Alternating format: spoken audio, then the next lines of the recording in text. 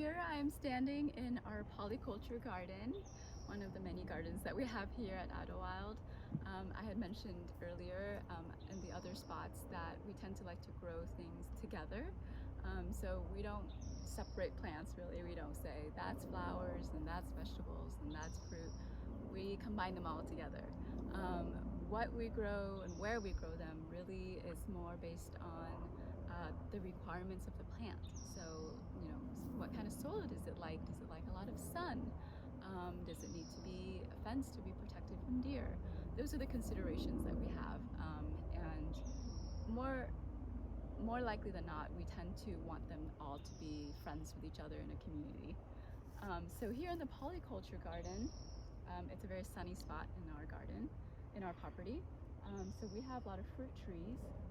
You can see a persimmon right next to me, and further back plums, and over here to my right an apple tree, and interspersed among these trees are shrubs, berries. We have blackcurrant. I was wanting to say gooseberry, but it's not. It's a blackcurrant. We got elecampane, which is a tall and beautiful medicinal plant. And then next to my feet are some flowers that some plants that I use for drying. And the fun part is this plant, which is flax, came up here all on its own. I did not plant this. I spread the seeds earlier in the spring, but other than that, I didn't do anything else. So it basically volunteered itself. And that's really how I like to grow plants because it's so much less work. All you have to do is spread the seeds and let them pick where they want to grow.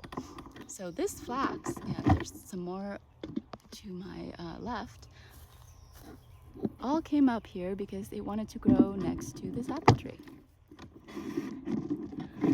which is wonderful because now I can harvest them and use them for drying. So right now they're a little bit early. I like to wait for them to turn a little bit more yellow. And the fun thing about flax is it's, originally it's used for linen. So it's used in textiles. So it has a really nice bendable stem. It's really hard to, it's not like other plants that tend to be brittle when it gets dried. So this is really nice and bendy, and it stays bendy even as it dries, which makes it really ideal for using in wreath making. Because when we make wreaths, we really bend the plants a lot to wrap them around a circle frame. And not everything likes to do that. Stems are straight and they tend to break. So flax is a fun plant for that. And I brought the dried plant so you can see what it looks like once dried. So fresh and dried. And here it is. It's awesome bendability. See, it looks like it's breaking, but it's not. Pop right back up.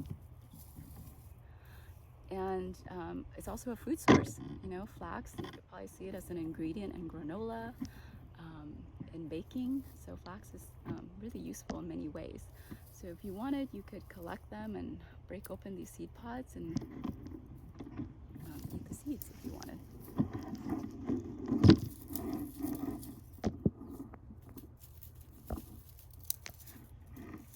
Okay, sorry, I'm like dropping the seeds off of my, there it is, seeds. That's what I wanted to show. Flax seeds. Okay, and then next to the flax, another volunteer plant that just showed up in our garden. No cultivation needed. This is dock. And dock grows wild here in Oregon, so it's a pretty common sight. We see it pretty often. And dock is amazing. It's a great, great plant for drying. This is green right now, but later in the summer, it's gonna turn like a rust brown. Some of them even have a pink tinge to them and pink stalks. So it's a wonderful color. Rust is really in right now as a trend in the fall industry. But aside from the color, dock has a nice texture to it, and it's a great filler plant. I tend to use it when I want to take up a lot of space on a wreath. or I use it as a backdrop to something. So for example, with straw flowers, they're really brittle, and they tend to, the stems tend to break off easily. So I'll put down dock first, and then I will basically create a little bed for the straw flower to go into, and that way nestled within the dock is not going to crack and fall apart. So it's a good filler plant for that. So yeah, there you have it. Really, dry flowers can come in many shapes and sizes and many forms.